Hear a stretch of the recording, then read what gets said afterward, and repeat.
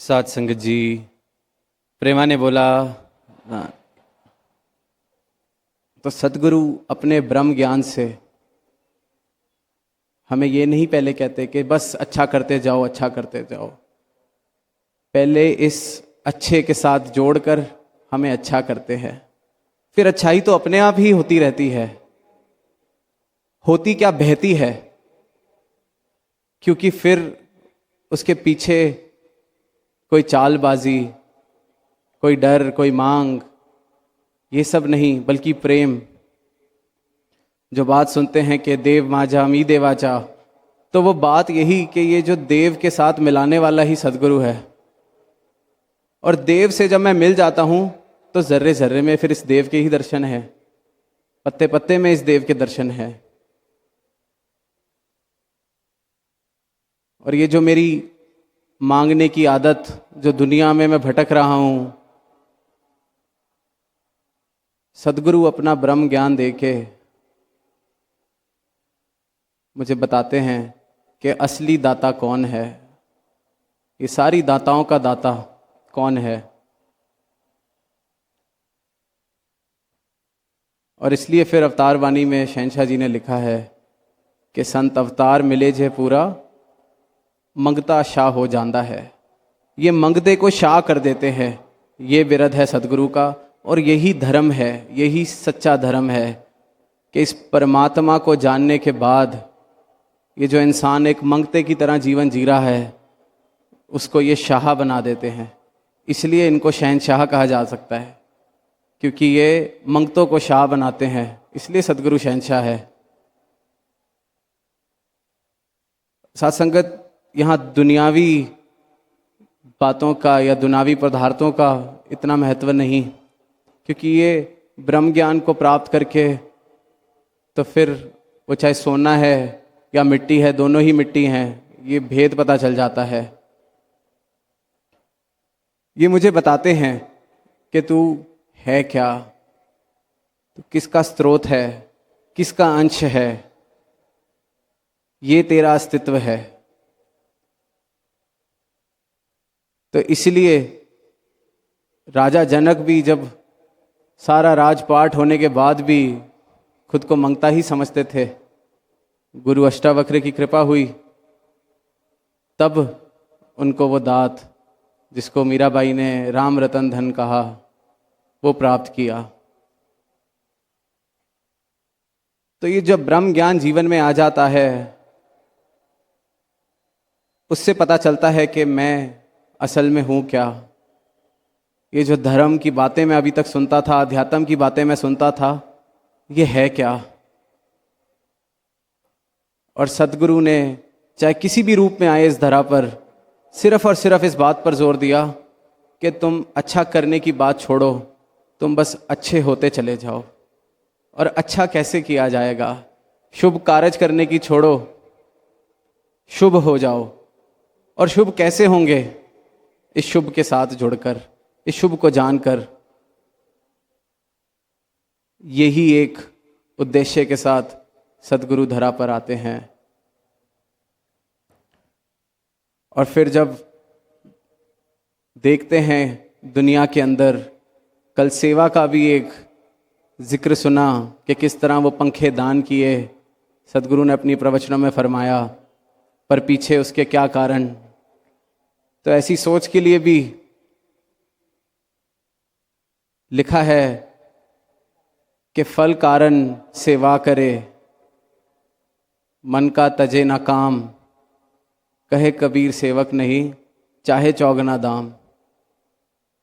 तो ऐसे भावनाओं से जो कार्य किए जाते हैं, सेवा की जाती है, वो सेवा नहीं है, वो तो कोई सौदेबाजी है, वो तो कोई मांगने का मैंने एक नया तरीका, जैसे दास ने पहले भी कहा, बना लिया है। तो संतों ने हरगिज चेतन किया कि हरगिज इस तरह से ये मत समझने लगना कि तुम कहीं सेवा के रास्ते पे चल पड़े हो। मन में कोई मांग है तो फिर वो सेवा नहीं, वो तो फिर दुनिया के जैसे सौदे हैं, वैसे ही एक सौदा तुमने और बना लिया है। और जब ये परमात्मा जीवन में आ जाता है, सदगुरु की कृपा से ये ब्रह्म ज्ञान झोली में आ जाता है, तो जब ये कोई बल अगर बख्शा भी है कोई सेवा करने का, कोई दान करने का, तो इतनी विनम्रता भर जाती है उस संत के अंदर जब वो कोई दान करता है, सेवा करता है, किसी के भी काम आ पाता है, कि वो हमेशा उस भाव में अगर दुनिया देखती है कि वाह कितना परोपकारी, पर जब उसकी वाह वाह हो रही होती है उसके भाव कुछ इस प्रकार बन रहे होते हैं कि मेरी वाह वाह क्यों कर रहे हैं, मालिक मेरे अंग संग है, जिसने मुझे दिया, जिससे मुझे प्राप्त हुआ, मैं तो बस आगे दे रहा हूँ, देने वाला तो ये है कि मेरी वाह वाह क्यों कर रहे हैं। वो शर्मिंदा भी होने लगता है कि मालिक संग खड़ा है पर वाह वाह मेरी हो रही है। ऐसी अवस्था फिर बन जाती है संतों की। इसलिए रहीम जी ने वो भी कहा कि देवन हारा कोई और, देवन भेजत है दिन रैन, कि दिन रात भेज रहा है, देवन हारा कोई और है, मैं नहीं हूं। लोग भरम हम पर धरे, हम पर भरम कर रहे हैं लोगों को भरम है कि मैं कोई बहुत बड़ा दान करने वाला बन गया हूं। याते नीचे नैन, इसलिए मेरे नैन नीचे रहते हैं। जब उनसे पूछा गया कि आप दान करते वक्त क्यों आपकी आंखें झुकी रहती हैं, क्यों नहीं देखते, तो वो उनकी विनम्रता, वो संत का स्वभाव, क्योंकि उसको पता है देवनहारा तो कोई और है और सदगुरु उस देवनहार से मिलाते हैं। यही ब्रह्म ज्ञान है, यही सच्चा धर्म है। क्योंकि ऊपर ऊपर से बिना इस जानकारी के अच्छाई, अच्छी चीज़ें बहुत मुबारक हैं। दास बिल्कुल नहीं निकाल रहा ऐसे भावों को या ऐसे कर्मों को। बड़ी ज़रूरत है समाज की कि ऐसे कर्म किए जाएं, लोगों के काम आया जाए। पर दास बस इतना सा ही अनुरोध करता है कि वो जो बात के पहले हम अच्छे हो जाएं, फिर अच्छाई तो अपने आप बहेगी। क्योंकि इस परमात्मा को जाने बिना की जो अच्छाई है या अच्छे कर्म है, वो समझो कि इस प्रकार कि जैसे कोई कागज़ का फूल है और उस पर हम परफ्यूम छिड़क दें, कितना ही परफ्यूम छिड़क दें, कितनी ही खुशबू उस पर डाल दें ऊपर से, वो खुशबू उड़ जाएगी। वो कागज़ का फूल कागज़ का ही रहेगा। सुंदरता वो भी बढ़ाता है पर है वो कागज़ का ही। उस पर महंगे से महंगा परफ्यूम हम छिड़क दें, कुछ पल की खुशबू, काम भी वो ज़रूर आएगा पर जीवित नहीं है, मरा हुआ है, कागज़ का फूल है। और सद्गुरु ऐसा उपकार करते हैं कि इस कागज़ के फूल को भी असली फूल बना देते हैं। यही सब कुछ है, यही धर्म की असली परिभाषा कि इंसान तो ये एक मरा हुआ जीवन जी रहा है, एक कागज़ के फूल का तेरा जीवन है, तो क्यों नहीं एक असली फूल की तरह खिलना चाहता। तो धर्म किसी और के लिए किए जाने वाली चीज़ नहीं है, ये तो मेरी अपनी निजी चीज़, मेरी अपने लिए, किसी और के लिए नहीं। ये हर एक कागज़ के फूल के लिए मौका है कि तुम भी असली फूल की तरह कोमल, सुंदर, खुशबूदार बन सकते हो। और वह सिर्फ़ और सिर्फ इनकी कृपा से होता है। और सिर्फ यही धर्म की ब्रह्म ज्ञान असली परिभाषा कि पहले हम खुद जो हैं उसको पहचान लें, उसके साथ एकमिक हो जाएं।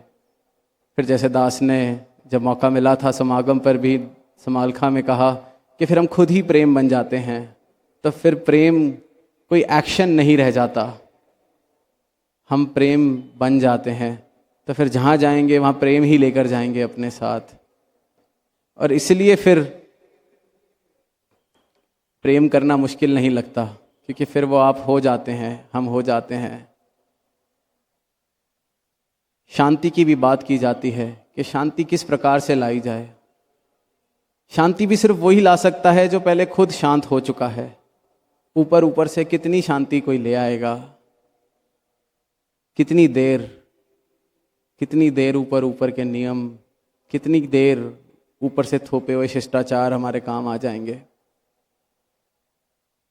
जो खुद शांत हो गया वही शांति लाएगा। वो जहाँ चलेगा अपने साथ शांति लेके चलेगा।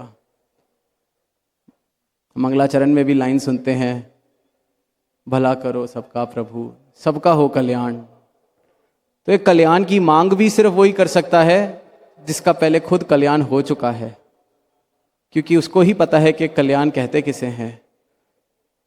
कि जब ब्रह्म ज्ञान झोली में आया, अपने बंधनों से मैं मुक्त हुआ, तो मेरा असल मायने में कल्याण हुआ है।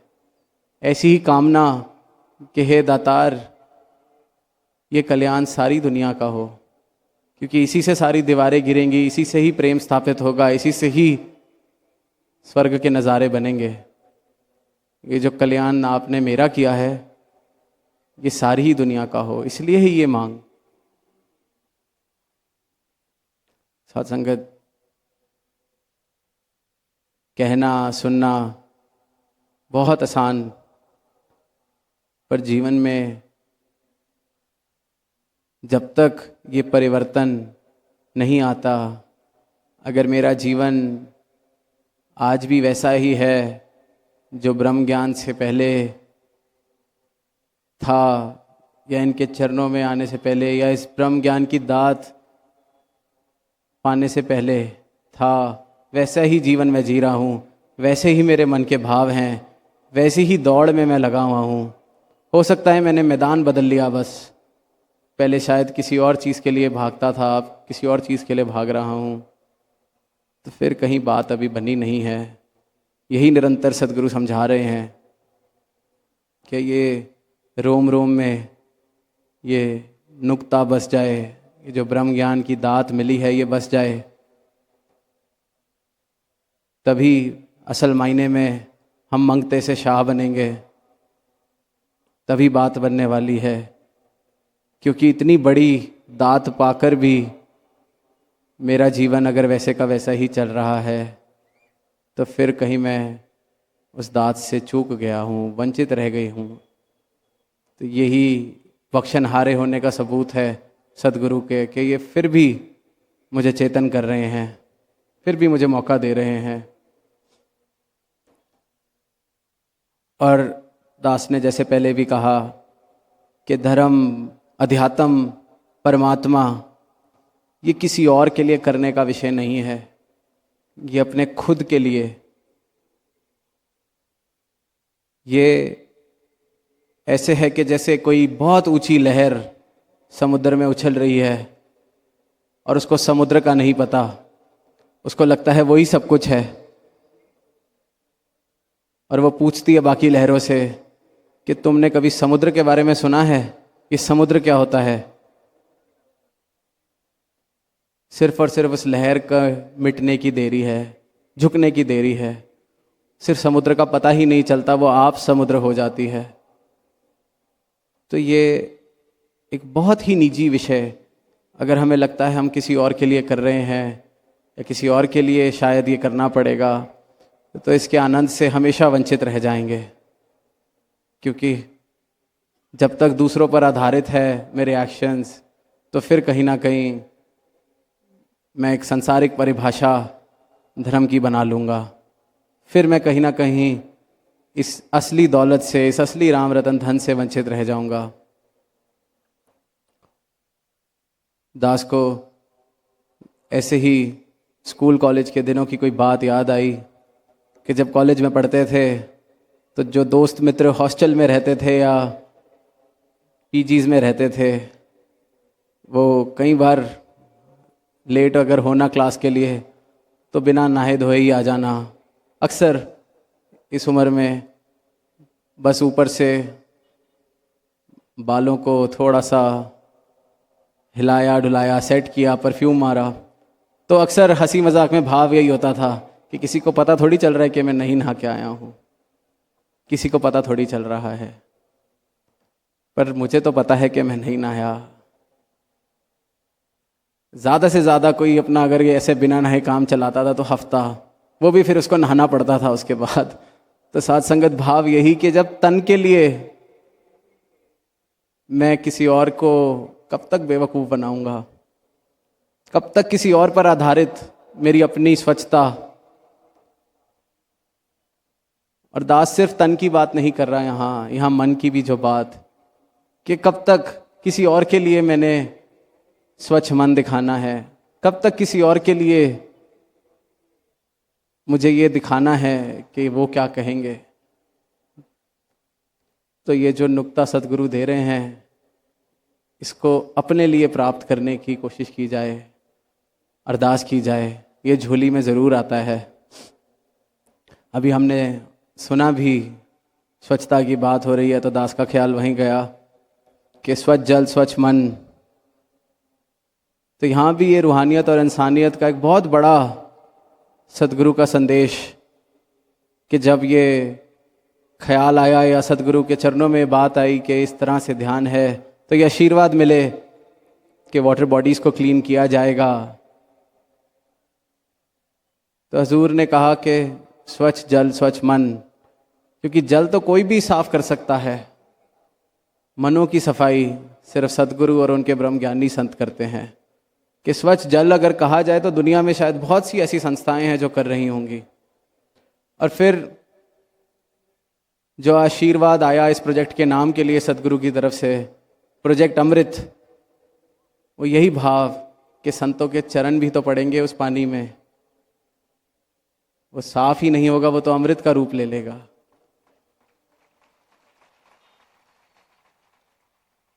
तो साथ संगत जो इंसानियत रूहानियत के बाय प्रोडक्ट की तरह आती है बाहर, जैसे मक्खन निकाल रहे थे और छाछ साथ मिल जाती है, तो वही मुबारक है। ऐसे ही भाव सबके जीवन में आए, ऐसी सोजी हम सबकी झोली में आए, किसी और के लिए नहीं, अपने लिए इस आध्यात्म के रास्ते पर चलें, तो जीवन बड़ा ही खूबसूरत, बड़ा ही आसान, बड़ा ही आनंदमय होता रहता है। हर जगह हर पल दातार प्रभु का एहसास जीवन को बहुत ही सुंदर रूप देता चला जाता है। और ये जो नज़ारा आज यहाँ है, ये इस बात को साबित करता है कि ये सारे नज़ारे सिर्फ इनके चरणों के साथ। दास को आज भी याद आता है कि जब पहली बार सदगुरु माता जी ने ये आशीर्वाद दिया कि महाराष्ट्र का समागम महाराष्ट्र के कोने कोने में होगा, तो कई बार मैं अपनी सोच में पड़ जाता हूँ, कई बार मेरा अपना अनुभव बड़ा कुछ मुझे बताने लगता है। तो ऐसे ही बहुत से अनुभवी सेवादारों ने बड़े ही अच्छे भाव से कहा कि ये तो हो ही नहीं सकता, कैसे होगा, सालों साल से यही होता आया है, कहीं और तो हो ही नहीं सकता। तो यही अरदास कि आप ऐसी परीक्षाएं कभी किसी भी गुरसिख की, किसी के भी विश्वास की, कि ये जो अनुभव भी हैं वो तब तक ही मुबारक हैं जब तक इनकी सेवा में काम आ रहे हैं, इनके हुक्म को सत्वचन करने में काम आ रहे हैं। अगर मेरा अनुभव इनके वचन को काटने के काम आ रहा है या उसका कोई और मतलब निकालने के काम आ रहा है, तो फिर मैं अपना जीवन अपने अनुसार, अपने अनुभव के अनुसार जी रहा हूँ, सतगुरु के अनुसार नहीं। और भक्ति सिर्फ और सिर्फ सतगुरु के अनुसार होती है। तो ऐसी ही कामना सारे विश्व के लिए, सारी ही मानवता के लिए, सारे ही संतों के लिए, कि ऐसे नज़ारे बनते चले जाएं और विस्तार लेते चले जाएं। ये जो आपकी रोशनी है हर जगह पहुंचती चली जाए। और वही बात दोबारा कि खुद रोशन होंगे तो ही हम रोशनी फैला सकते हैं। तो इसलिए अगर बहुत ही, जो दास ने आज शब्द यूज़ किए तो बड़े साधारण शब्द हैं, लेकिन सच साधारण ही है कि खुद हम अच्छे हो जाएं, अच्छाई अपने आप आ जाएगी, अच्छाई बहने लगेगी, प्रेम बहने लगेगा, शांति स्थापित होने लगेगी।